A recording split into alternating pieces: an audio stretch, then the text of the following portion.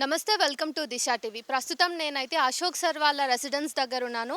అయితే గత 2, 3 రోజులుగా చూసుకున్నట్టయితే అశోక్ సార్ నిరుద్యోగుల కోసం, అట్లనే గురుకుల అభ్యర్థుల కోసం ఇట్లా నిరాహార దీక్ష అనేదైతే చేస్తున్నారు.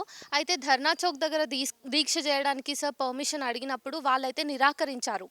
సరే ఎట్లయినా ధర్నా చౌక్ దగ్గర పర్మిషన్ ఇవ్వట్లేదు, నేను నా ఇంట్లోనే కూర్చుని దీక్ష అయితే ఖచ్చితంగా చేస్తాను అని చెప్పేసి అశోక్ సార్ అయితే కూర్చున్నారు. అయితే మరి ఏంటి పరిస్థితి ఇక్కడ అని తీసుకుందాం. అశోక్ సార్‌తో ఒకసారి మాట్లాడదాము. వాళ్ళు తర్వాత చేసే కార్యాచరణ ఏంటని తెలుసుకుందామని వచ్చినట్టయితే ఇక్కడ ఎవరికీ కూడా పోలీసులు పైకి అలో చేయట్లేదనమాట. అశోక్ సార్‌ని రీచ్ అవ్వడానికి అటు మీడియాకు గానీ, ఇటు అభ్యర్థులకు గానీ, స్టూడెంట్స్‌కి గానీ, నిరుద్యోగులకు కానీ పర్మిషన్ ఇవ్వట్లేదు. ఒక ప్రజాస్వామికమైన రాష్ట్రంలో మీడియాకి కూడా స్వేచ్ఛ లేకుండా పోయింది. ప్రస్తుతం మనమైతే కొంతమంది గురుకుల అభ్యర్థుల దగ్గర అయితే ఉన్నాము. వాళ్ళ మాటల్లోనే విందాం అసలు ఇక్కడ ఏం జరుగుతోంది అనేది. నమస్తే సార్. అన్న నమస్తే మేడం, నా పేరు రాజు, గురుకుల ఆస్పిరెంట్ని. మేము గత ఏప్రిల్లో ఇచ్చిన నోటిఫికేషన్లో 9,210 పోస్టులకు నోటిఫికేషన్ ఇచ్చింది ప్రభుత్వము. అవి మనకు ఫిబ్రవరి నెలలో రిజల్ట్ ఇవ్వడం జరిగింది. ఆ రిజల్ట్స్లో మొత్తము డిసెండింగ్ ఆర్డర్ ఫాలో కాకుండా కింది నుంచి పైకి పోస్టులను రిక్రూట్మెంట్ స్టార్ట్ చేసింది. డిసెండింగ్ ఆర్డర్ అంటే ఏంటంటే ఇందులో 4 రకాల పోస్టులు ఉంటాయి. డిఎల్, జేఎల్, పీజీటీ మరియు టీజీటీ పోస్టులు ఉంటాయి. ఇక్కడ ప్రభుత్వం ఏం చేసిందంటే పీజీటీ నుంచి పోస్టుల రిజల్ట్ ఇచ్చు మధ్యలోకి వెళ్ళి రిజల్ట్ ఇచ్చి కింది స్థాయి పోస్టులను భర్తీ చేసుకుంటా పైకి వెళ్ళిపోయింది. దీనివల్ల ఏమవుతుందంటే ఒకే అభ్యర్థికి 4 పోస్టులు రావడం వల్ల పైన ఉన్నటువంటి డిఎల్ వచ్చినటువంటి అభ్యర్థి ఒకటే పోస్ట్ చేస్తాడు, కింద 3 పోస్టులను వదిలేయడం జరుగుతుంది. ఆ వదిలేయడం వల్ల అవి బ్యాక్లాగ్ అయిపోతున్నాయి అన్నమాట. ఆ బ్యాక్లాగ్ కాకుండా మొత్తం పోస్టులను మేము భర్తీ చేయాలని డిమాండ్ చేస్తున్నాం. పైనుంచి డిసెండింగ్ ఆర్డర్ ఫాలో అయ్యి రిలిక్వెష్మెంట్ ఆప్షన్ ఇస్తే ఏ ఒక్క పోస్టు కూడా భర్తీ కాకుండా మిగలవు. అందరికీ అభ్యర్థులకు న్యాయం జరుగుతుంది. సుమారు 3,500 మందికి అభ్యర్థులకు కొత్తగా అవకాశం వస్తుంది. మెరిట్ అభ్యర్థులు అందరూ 1:2లో సెలెక్ట్ అయిన ప్రతి అభ్యర్థికి ఛాన్స్ వస్తుంది. కాబట్టి ప్రభుత్వం ఏం చేయాలంటే రిలిక్వెష్మెంట్ ఆప్షన్ ఇచ్చి డిసెండింగ్ ఆర్డర్ ఫాలో అవుతూ ఫస్ట్ డిఎల్ను రిక్రూట్మెంట్ కంప్లీట్ చేసిన తర్వాత జేఎల్ను రిక్రూట్మెంట్ కంప్లీట్ చేసిన తర్వాత పీజీటీ కంప్లీట్ చేసిన తర్వాత కింది స్థాయిలో ఉన్నటువంటి టీజీటీ పోస్టులను కనుక భర్తీ చేస్తే కంప్లీట్గా అందరి అభ్యర్థులకు న్యాయం జరుగుతుంది. కాకపోతే ఇది ఏం చేస్తారంటే ప్రభుత్వం నుంచి మనకు ఆదేశాలు లేవని చెప్పేసి మేము గురుకుల బోర్డు కన్వీనర్ని అడిగితే మల్లయ్య భట్ గారు అదే చెప్పడం జరిగింది. మీరు ప్రభుత్వం నుంచి ఆర్డర్ తీసుకురండి, నేను ఇంప్లిమెంట్ చేస్తానని చెప్పారు. చివరికి నిన్ననో మొన్ననో మల్లయ్య భట్ గారిని కూడా ట్రాన్స్ఫర్ చేయడం జరిగింది. తర్వాత ఇప్పుడు ప్రభుత్వం కూడా మేము అందరి పెద్దల్ని కలిసాం, డిప్యూటీ సీఎంని కలిసాం, బట్టి విక్రమార్క సార్ని కలిసాం, ప్రభుత్వ చీఫ్ సెక్రటరీ అయిన శాంతి కుమార్ని గారిని కలిసాం, ప్రభుత్వ సలహాదారైన వేం నరేంద్ర రెడ్డి సార్ని కలిసాం, ప్రభుత్వ పెద్దలందరినీ కలిసాం. మొన్న ప్రభుత్వ పార్టీ చీఫ్ అయినటువంటి మన కాంగ్రెస్ పార్టీ చీఫ్ అయినటువంటి దీపాదాస్ మున్షి గారిని మేడంని కూడా కలిసాం. ఆమె కూడా హామీ ఇచ్చింది, మేము రిలిక్వెష్మెంట్ పాటిస్తాము, డిసెండింగ్ ఆర్డర్లో ఫాలో అయ్యేందుకు మేము ప్రభుత్వానికి సూచన చేస్తామని కూడా చెప్పింది. ముఖ్యమంత్రి రేవంత్ రెడ్డి గారి ఆధ్వర్యంలో కూడా విద్యావేత్తల సమావేశంలో సమీక్ష సమావేశం నిర్వహించిన దాంట్లో కూడా professor Kodandaram, professor Haragopal, professor Vishweshwar Reddy ఆధ్వర్యంలో కూడా ఈ సమావేశంలో ఈ విషయం గురించి చర్చించారు. ప్రభుత్వం నుంచి సీఎం రేవంత్ రెడ్డి గారు సానుకూలంగా స్పందించారని వాళ్ళు చెప్పారు. ఆర్ఎస్ ప్రవీణ్ కుమార్ సార్ కూడా ట్వీట్ చేశాడు ఎక్స్ వేదిక ద్వారా. ఏమని, గురుకులాలలో పైనుంచి కింది స్థాయి పోస్టులను భర్తీ చేయాలి, కింది నుంచి భర్తీ చేయడం వల్ల చాలామంది 3,000 మంది అభ్యర్థులు నష్టపోతున్నారు ట్వీట్ చేస్తే, ఇది మాది ప్రజాపాలన, ఎవరిచ్చిన సూచనలైనా మేము స్వీకరిస్తాము, మీరు చెప్పిన అమూల్యమైన సూచనలను మేము పాటిస్తామని దానికి మళ్ళీ రీట్వీట్ చేయడం కూడా జరిగింది ముఖ్యమంత్రి గారు. అలా చేసినప్పుడు మేము చాలా సంతోషపడ్డాం. ముఖ్యమంత్రి నోటి నుంచి ఆదేశాలు వచ్చినట్టే అయిపోయింది, ఇక ఇంప్లిమెంట్ అవుతుంది అనుకున్నాం. కానీ ఇప్పటి వరకు కూడా ఎలాంటి ఇంప్లిమెంట్ జరగలేదు. మేము ఎల్బీ స్టేడియంలో ఆర్డర్లు ఇచ్చేటప్పుడు కూడా చెప్తాడని ఆశించాం, చెప్తాడేమో అని ఆశించాం. కానీ ఆ ఎల్బీ స్టేడియంలో మాకు గురుకుల అభ్యర్థులను గురించి ఏమి చెప్పకపోయేసరికి మేము నెక్స్ట్ డేనే కమిషనరేట్కి పోయి మేము ధర్నా చేస్తున్నామని పర్మిషన్ లెటర్ పెట్టడం జరిగింది. ఆ పర్మిషన్ను కూడా అర్ధరాత్రి రాత్రి 10 గంటల తర్వాత మాకు పర్మిషన్ లెటర్ చేతికిస్తే అప్పటికప్పుడు మేము ధర్నా చౌక్లో ఒక 300 మందితోటి ధర్నా నిర్వహించాం. గురుకుల అభ్యర్థులం అందరం రిలిక్వెష్మెంట్ పాటించాలి, డిసెండింగ్ ఆర్డర్ పాటించాలి, ఏ ఒక్క ఉద్యోగం కూడా బ్యాక్లాగ్ కాకుండా మెరిట్ అభ్యర్థులతో భర్తీ చేయాలని మేము నిర్వహించాం. అప్పుడు మాకు అశోక్ సార్ కూడా మాకు మద్దతు వచ్చాడు. అదేవిధంగా ఆర్ కృష్ణయ్య సారు రాజ్యసభ సభ్యులు కూడా మాకు మద్దతుగా వచ్చారు.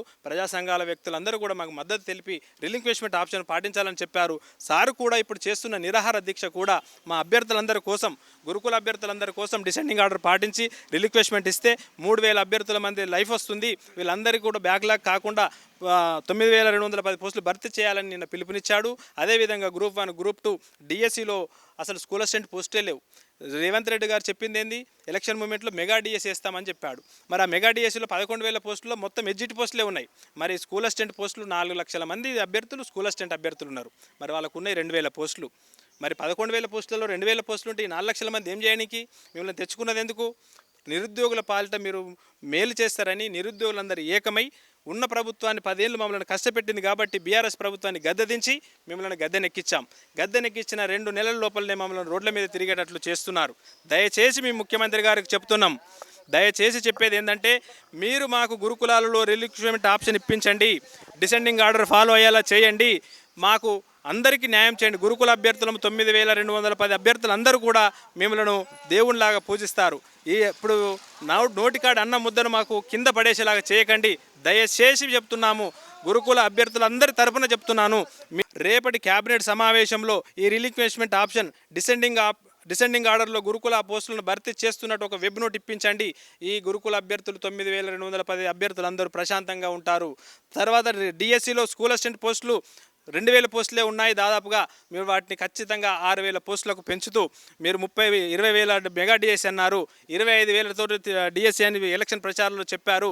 దాదాపుగా 20,000 పోస్టులతోటన్నా మెగా డిఎస్సి వేయండి. ఈ 10,000 11,000 ఇస్తుంది మెగా డిఎస్సి అన్నారు. దయచేసి చెప్తున్నాము, మా నిరుద్యోగుల పాలిట మీరు కల్పవృక్షంలా నిలబడండి.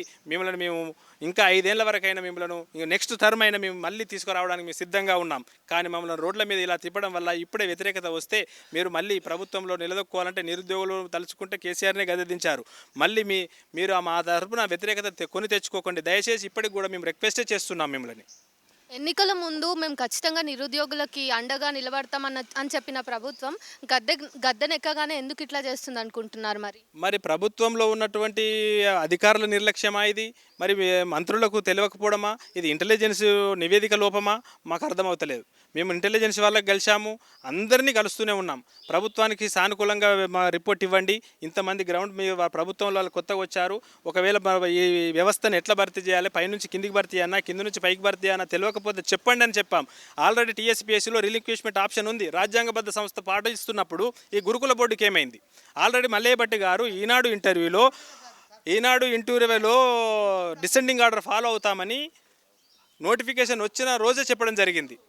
మరి ఇప్పటికి కూడా మల్లేభట్టి గారు అడిగితే ప్రభుత్వం మారింది, మా చేతిలో లేదు, ప్రభుత్వం నుంచి మాకు ఏదైనా హామీ ఇప్పిస్తే ఒక ఆర్డర్ కాపీ ఇప్పిస్తే మేము ఇంప్లిమెంట్ చేస్తామని చెప్పాడు. మరి ఇప్పుడు గురుకుల బోర్డులో కన్వీనర్ ఎవరు వచ్చారో కూడా ఇంతవరకు మనకు అనౌన్స్మెంట్ చేయలేదు. మరి ప్రభుత్వం నుంచి రేపటి క్యాబినెట్ సమావేశంలో రిలింక్విష్మెంట్ ఆప్షన్ వస్తుంది అని మేము ఆశపడుతున్నాం. రాని పక్షంలో గురుకుల అభ్యర్థులు పెద్ద ఎత్తున నిరసనలు ఉంటాయి. దయచేసి వినండి. ఆ రోజు ముఖ్యమంత్రి ఇంటి ముట్టడి చేస్తామని అన్నప్పుడు మనకు పర్మిషన్ ఇచ్చారు, ఇంటెలిజెన్స్ నుంచి పర్మిషన్ ఆ రాత్రి ఇచ్చినా మేము దాన్ని విరమించుకొని మేము గురుకుల ధర్నా చౌక్ వద్ద ధర్నా నిర్వహించాము. మీరు అమలు చేస్తారని ఆశపడుతున్నాం. ఇప్పటికి కూడా వేసిన అరాకొర పోస్టులు కూడా పాత గవర్నమెంట్వే అని చెప్పేసి కూడా అంటున్నారు. మరి 100 రోజులు అయిపోయింది ఇప్పటికే, ఇంకా ఎందుకు కొత్త పోస్టులు రావట్లేదు? అవును, ఇప్పుడు ఇచ్చిన ఈ 2,910 పోస్టులు కూడా బీఆర్ఎస్ గవర్నమెంట్లో వచ్చిన గురుకుల పోస్టులే. ఇప్పుడు ఇందులో ఇచ్చినటువంటి కొత్త కాంగ్రెస్ వచ్చిన తర్వాత ఇచ్చింది ఒకే ఒక గ్రూప్ 1లో ఒక 60 పోస్టులు మాత్రమే కాంగ్రెస్ గ్రూప్ 1లో పోస్టులో కొత్తగా యాడ్ చేసింది. మొత్తం పోస్టులు అన్నీ ఇప్పుడు కాంగ్రెస్ గవర్నమెంట్ వచ్చిన తర్వాత ఒక నోటిఫికేషన్ కూడా ఇవ్వలేదు. డిఎస్సి కూడా అప్పుడు టీఆర్ఎస్ గవర్నమెంట్లో ఉన్నప్పుడు 5,000 చిల్లర డిఎస్సి పోస్టులు వేయడం జరిగింది. ఇప్పుడు కొత్తగా అందులో కొన్ని ఎడ్జిటి పోస్టులను పెంచుతూ 11,000కు నోటిఫికేషన్ ఇవ్వడం జరిగింది. అందులో కూడా అన్ని ఎడ్జిటి పోస్టులే ఉన్నాయి. మరి మెజారిటీ పీపుల్ ఎవరున్నారు? బీఈడీ చేసినటువంటి వాళ్ళే ఉన్నారు. 4 లక్షల మంది బీఈడీ చేసిన వాళ్ళు ఉన్నారు. మరి నువ్వు ఎడ్జిటి పోస్టులు ఉన్న వాళ్ళు 1,00,000 మంది ఉన్నారు. వాళ్ళకు ఏమో మెజారిటీ పోస్టులు ఉన్నాయి, 4 లక్షల మందికి ఉన్న వాళ్ళకేమో 2,000 పోస్టులు ఉన్నాయి. ఇది ఎక్కడ న్యాయం అవుతుంది? అందుకని ప్రమోషన్లు త్వరితగతిన చేయండి. కోర్టు కేసులు ఏమైనా ఉంటే వాటిని రెక్టిఫై చేయండి. ప్రమోషన్లు ఇచ్చి తర్వాత ఏమైనా వేకెంట్ పోస్టులు ఏదైనా ఉంటే వాటిని పికప్ చేసి ఒక 20,000 చెప్పారు. మీరు 25,000 అన్నారు. 25,000 లేకుండా కనీసం 20,000 వేసినా చాలామంది నిరుద్యోగులకు ఒక ఊరట లభిస్తుంది. 20,000 పోస్టులు ఉన్నాయి, చదువుకోవచ్చు, మేము బాగుపడతాం అనేటువంటి ఆలోచన ఉంటుంది. కానీ అలాంటిది ఏది లేకుండా 11,000 వేసిన మేము మెగా డిఎస్ అంటే అది మెగా డిఎస్ అని మాత్రం ఎవరు ఏ నిరుద్యోగి కూడా అనుకోవడం లేదు మేడం. Thank you sir.